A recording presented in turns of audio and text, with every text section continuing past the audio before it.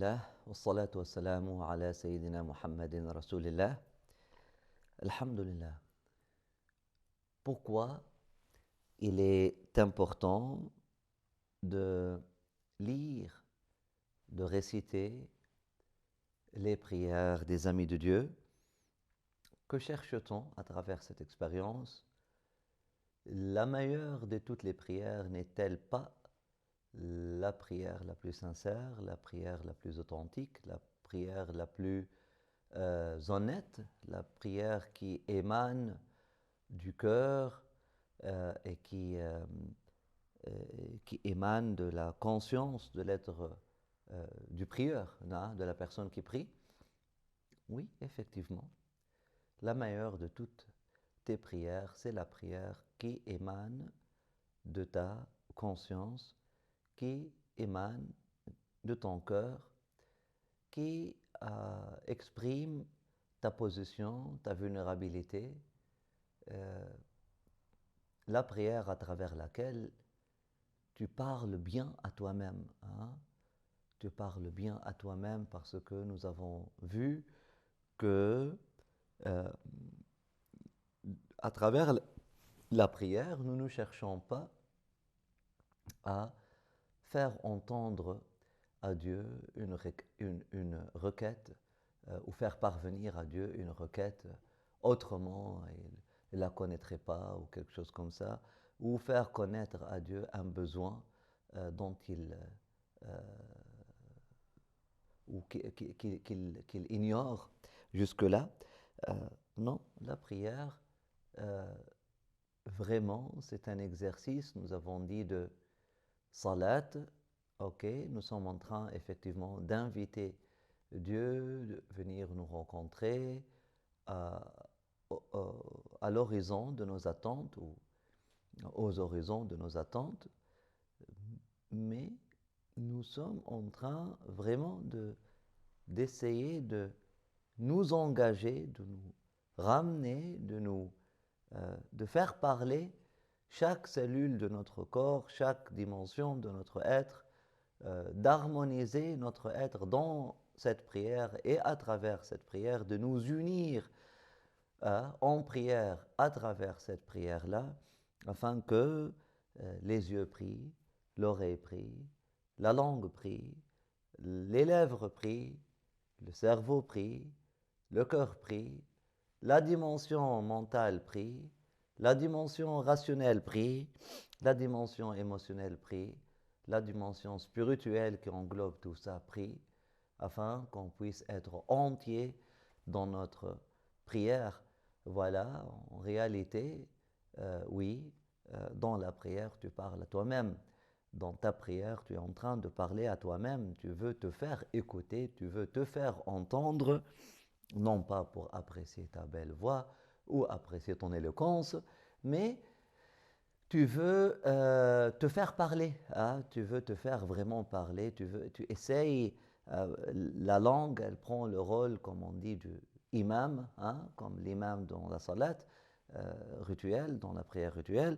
La langue, elle prend le rôle de l'imam et puis elle, à travers qu'est-ce que tu exprimes, tu es en train de cultiver en même temps plus de nostalgie, plus d'amour, plus de besoin, plus de pauvreté. Tu mets voilà, tu utilises des mots pour parfois, je ne dis pas exagérer, mais vulgariser, vulgariser ta peine, la peine de séparation, etc. Vraiment, c'est pour mettre des mots M-O-T-S sur tes mots M-A-U-X. Vraiment, c'est ça la prière. Et si on comprend que la prière s'agit de ça, là, effectivement, il nous arrive souvent que certaines personnes plutôt, il nous arrive souvent que certaines personnes, certains poètes, certains artistes arrivent à parler à nos cœurs beaucoup plus que nous-mêmes, arrivent à faire parler notre émotion beaucoup plus que nous-mêmes, arrive à nous engager émotionnellement, à vraiment nous aider à trouver de la détermination, arrive à nous aider à nous engager rationnellement à travers, à trouver une conviction, arrive à nous engager sentimentalement, arrive à nous rendre émus beaucoup plus que, beaucoup plus que nous-mêmes, beaucoup plus que nos propres paroles. Combien de fois tu te trouves devant un tableau, tu n'as pas les talents de peindre quelque chose comme ça, mais tu dis, ça me parle. Hein? Si mon cœur aurait pu se passer de ma main et de mes doigts et peindre quelque chose, il aurait peint quelque chose comme ça. Combien de fois tu te trouves devant un chant, une chanson, un poème, et voilà, tu n'as pas les talents, tu n'as pas l'éloquence, tu n'as pas le langage pour écrire quelque chose pareil, pour composer quelque chose pareil, mais tu te dis, si mon cœur peut se passer de mes doigts voilà, de tous ces talents que je n'ai pas, il aurait composé cette chanson-là, cette air, il aurait joué cette air-là, il aurait composé ou écrit ce poème-là. C'est vrai, ce sont des expériences que nous vivons. Maintenant, la prière des amis de Dieu, elle a le même rôle. Elle a le même rôle. Elle vient parler, en fait, pas parler à notre place, mais elle vient, subhanallah, nous aider à nous retrouver dans la prière comme on veut prier. Elle vient libérer, si on veut dire, notre cœur du manque de talent. Elle vient donner à notre cœur des mots que notre cœur cherche et veut dire, mais n'arrive pas à exprimer à travers notre raison ou à travers notre connaissance linguistique ou à travers notre façon de communiquer. C'est quoi une prière? Nous avons dit c'est une communication, c'est une belle communication et subhanallah, parfois un porte-parole communique beaucoup mieux que vous vous êtes en train de bégayer comme ça et puis quelqu'un vient et te dit c'est ça que ce que vous voulez dire 1, 2, 3, 4, 5, 6 tu dis ah merci beaucoup, tu as bien lu dans mes pensées, tu as dit exactement qu'est-ce que je voulais dire. Et ça, c'est une réalité. Donc, à travers les prières des amis de Dieu, c'est ça que nous cherchons parce que, au fond de nous, nous avons tous, chacun, et chacune et chacun, un ami de Dieu enfoui en nous qui veut parler. On n'arrive pas à entendre. On n'arrive pas à entendre parce que il y a beaucoup de bruit chez nous, où cet ami de Dieu, il n'est pas aussi puissant et assez fort pour nous communiquer ce qu'il veut dire, subhanallah. Donc, nous avons, si vous voulez, un ami de Dieu au fond de nous qui est en train de balbutier, bégayer, chercher ses mots.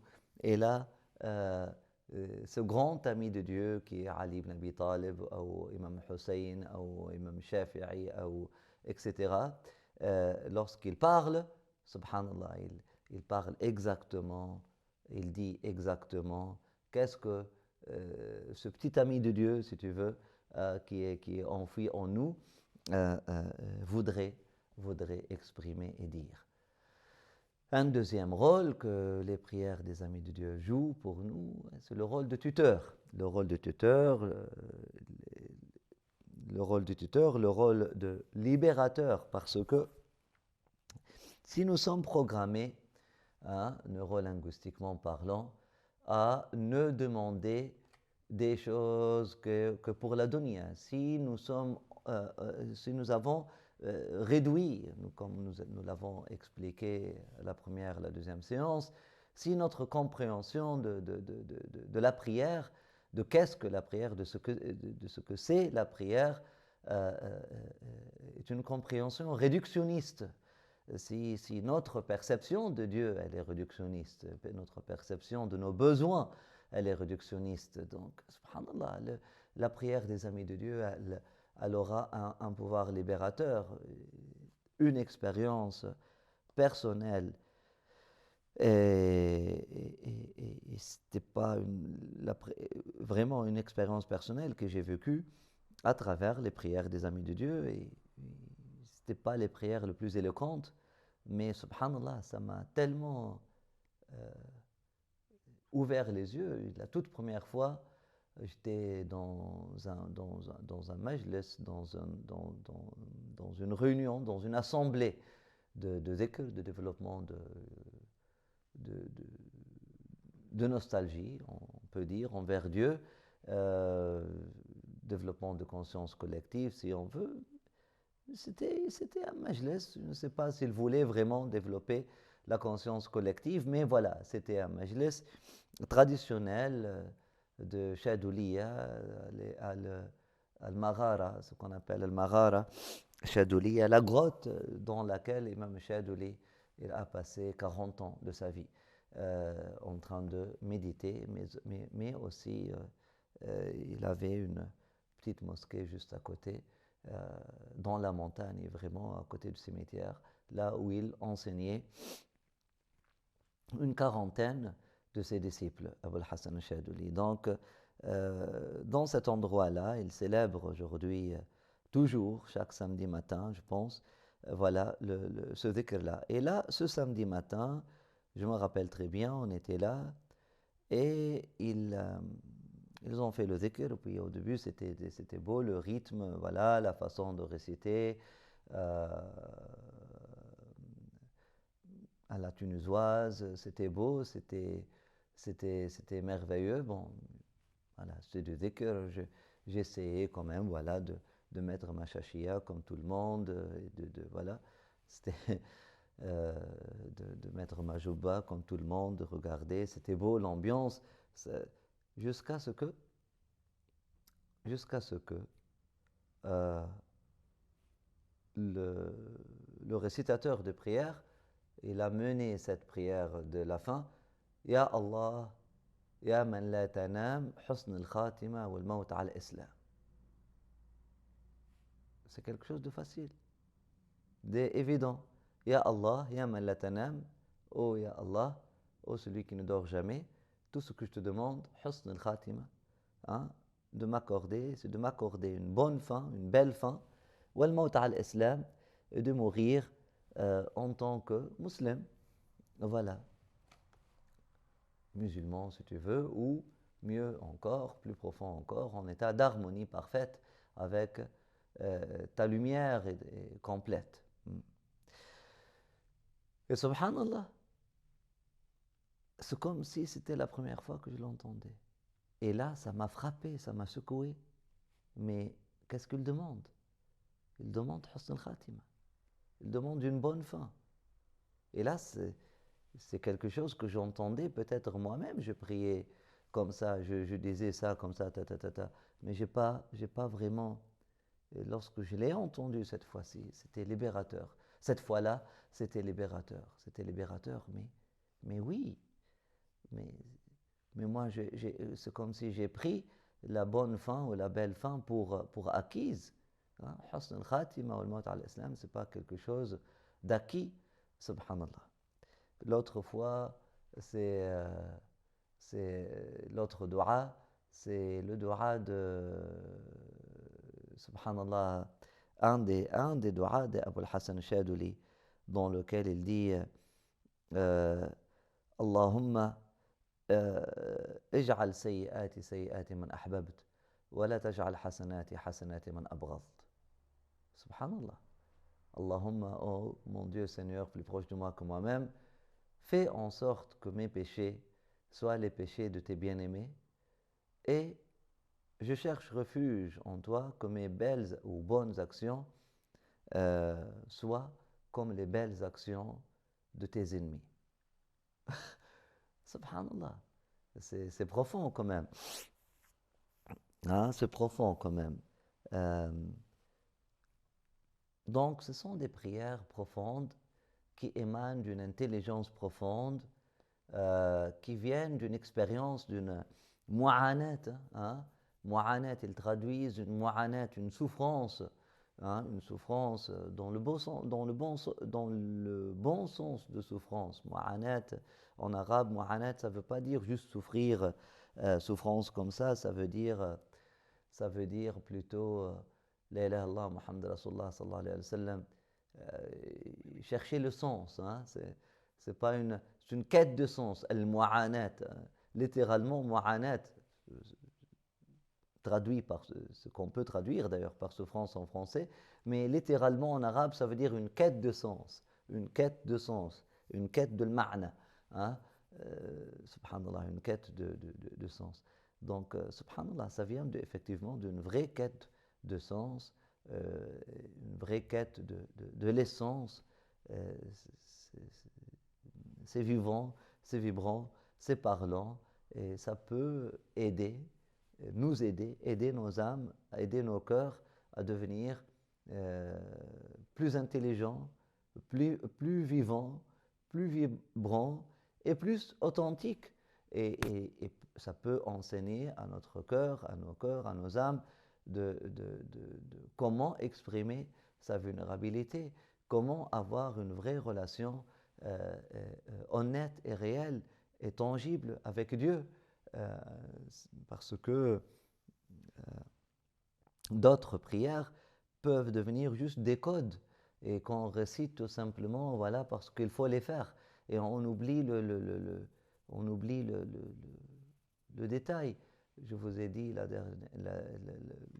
la séance avant-dernière que les prières du prophète Mohammed sallallahu alayhi wa sallam, de l'apôtre d'Allah sallallahu alayhi wa sallam, que Dieu continue de nourrir son être, sa lumière, notre connexion à lui, ainsi que à ses héritiers bénis au cœur sanctifié, leurs prières, leur héritage, leur amour, Amin ya Arhamar Rahimin ya Rabbal Alamin.